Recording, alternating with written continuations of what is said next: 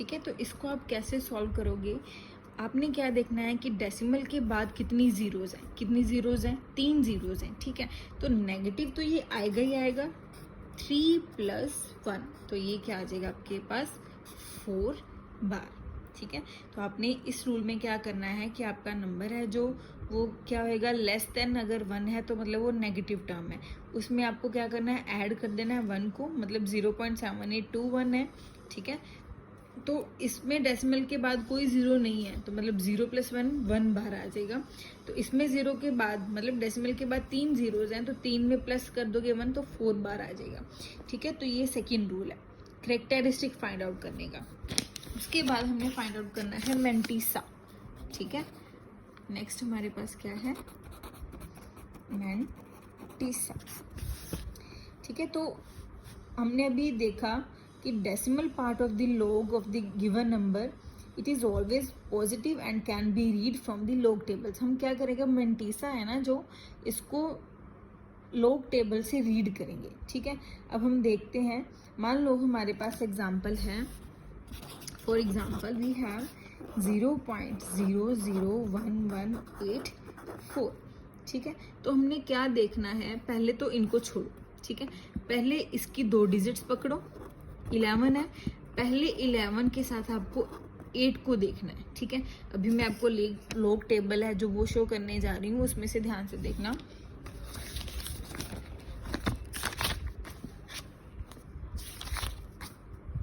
Log table देखो, अभी मैंने आपको बताया 11 का 8 के साथ देखो टर्म, ये 11 रहा, ठीक है।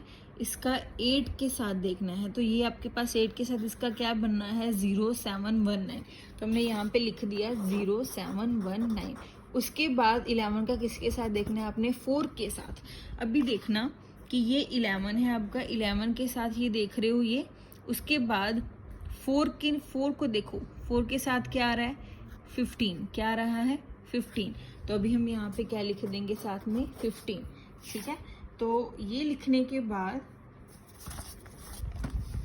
आपको क्या करना है, दोबारा से सुनो कि अगर हमारे पास ये टर्म है तो पहले हमें ये नहीं देखना, पहले देखो ये 11 का 8 के साथ टेबल में देखो, 11 का 8 के साथ जब देखोगे तो ये आपको टर्म मिलेगी, फिर 11 को देखोगे 4 के साथ तो ये टर्म आपके पास बनेगी, ठीक है। तो ये 2 टर्म्स बनेंगे आपके पास, ठीक है।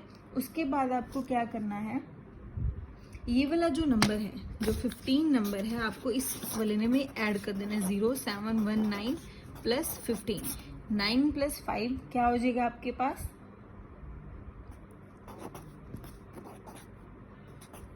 तो आपके पास जो आया आंसर वो आया 0734, ठीक है।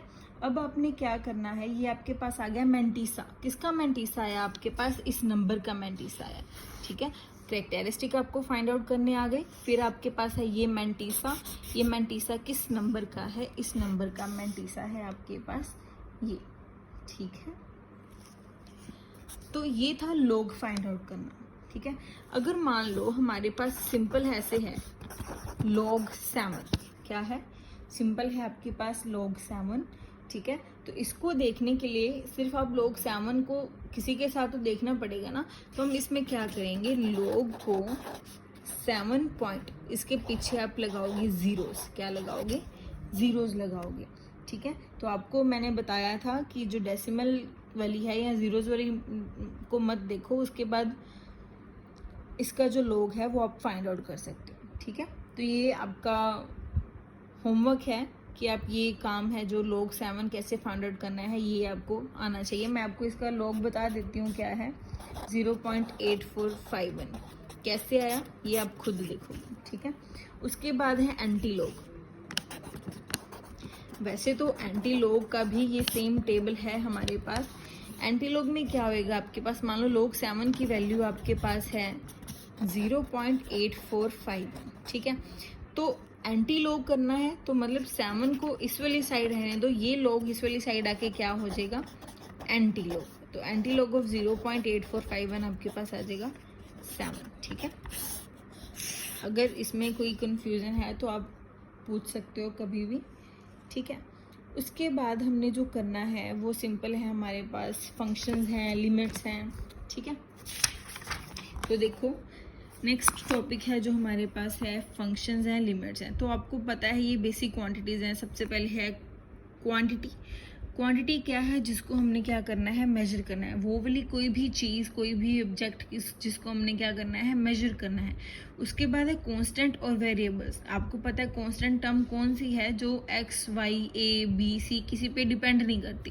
कांस्टेंट टर्म क्या है? 1 2 3 4, ठीक है, ये कांस्टेंट्स हैं, ठीक है। तो ये कांस्टेंट्स हैं जो वो इंटीजर्स हैं, फ्रैक्शंस हैं, कुछ भी हो सकता है, जो किसी दूसरे वैल्यू पे डिपेंड नहीं करती।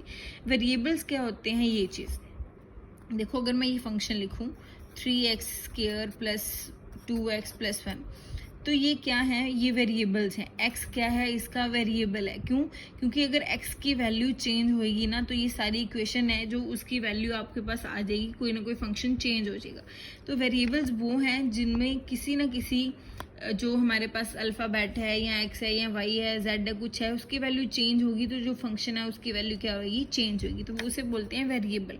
नेक्स्ट है इंडिपेंडेंट और डिपेंडेंट वेरिएबल। इंडिपेंडेंट से आपको पता है वो वाले वेरिएबल्स जो किसी दूसरे पे डिपेंड नहीं करते। लिखा हुआ है a variable quantity which can have any value with in the specified limit is called independent variable.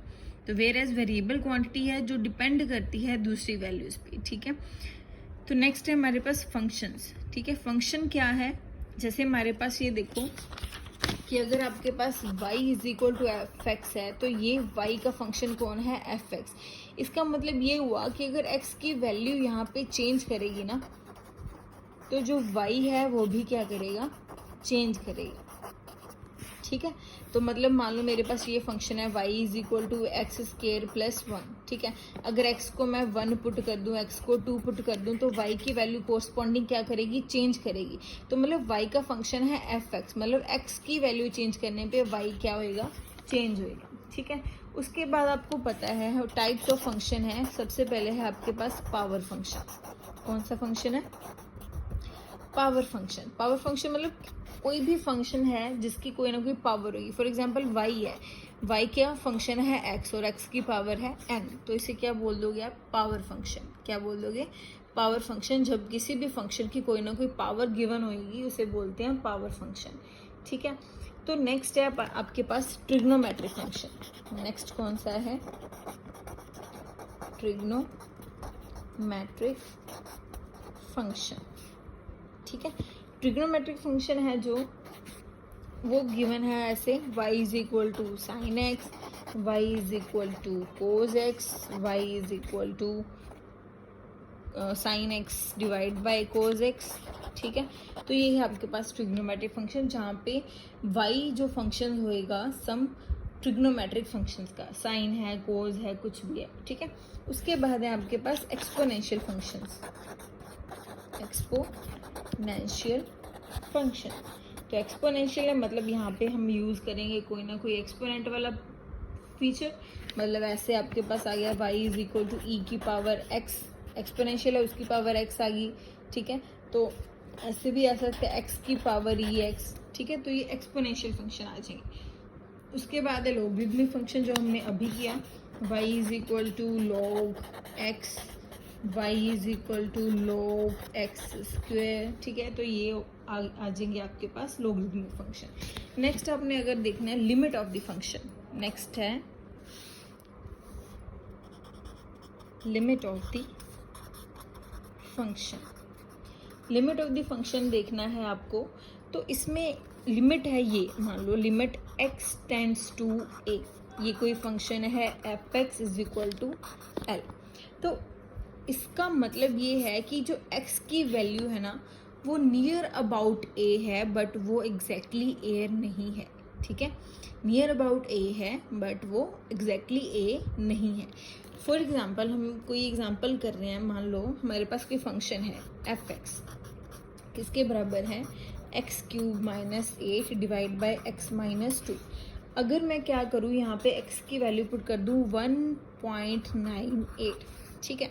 तो x की वैल्यू पुट कर दो, 1.98 का cube minus 8 divide by 1.98 minus 2 is equal to something, solve करके आपके पास आ जाएगा 11.88।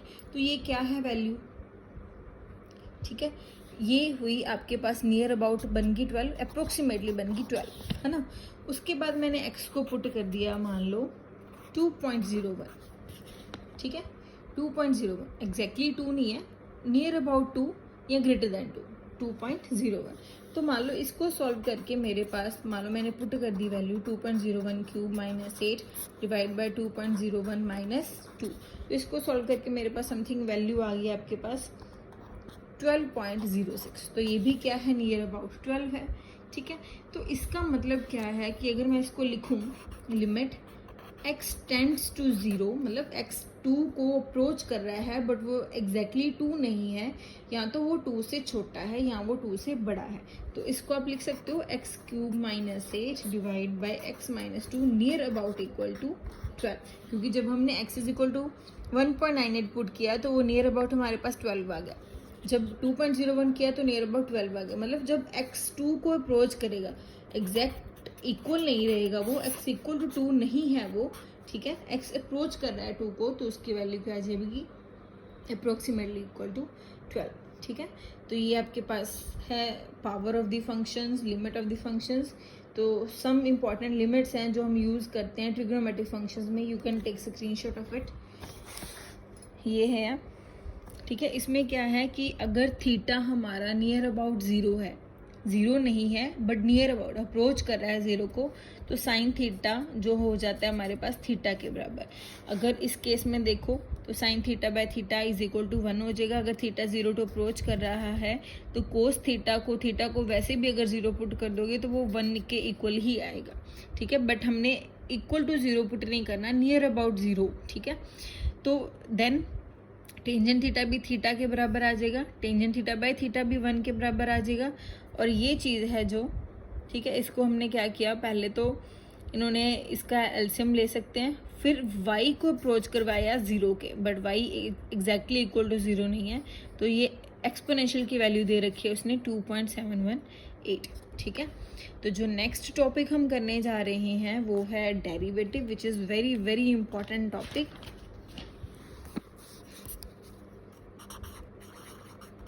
डेरिवेटिव भी बोलते हैं इसे डिफरेंशिएशन भी बोलते हैं, ठीक है। तो इसमें सम रूल्स हैं, while doing numericals you have to remember it, ठीक है, you have to understand it. Then हमारे पास है, मान लो हमारे पास कोई है फंक्शन, कांस्टेंट फंक्शन है, मान लो y इज इक्वल टू, हमारे पास कांस्टेंट है 5, ठीक है। तो जब भी आप किसी कांस्टेंट चीज़ का डेरिवेटिव करोगे तो वो डेरिवेटिव आपके पास हमेशा किसके बराबर आएगा, 0 के बराबर आएगा। अगर कोई कांस्टेंट चीज़ है उसके साथ x, कोई y, कोई z कुछ भी नहीं लगा हुआ, कांस्टेंट है वो टर्म किसी भी चीज़ पे डिपेंड नहीं कर रही, तो वो किसके बराबर आएगा, y इज इक्वल टू, जैसे 5 है तो इसको डेरिवेटिव करो। पहले तो डेरिवेटिव करना है, तो डेरिवेटिव का सिंबल है d बाई डी एक्स, ठीक है, d बाई डी एक्स ये डेरिवेटिव है। तो जब भी आप किसी कांस्टेंट चीज़ का डेरिवेटिव कर रहे हो तो वो आपके पास आ जाएगा 0, ठीक है।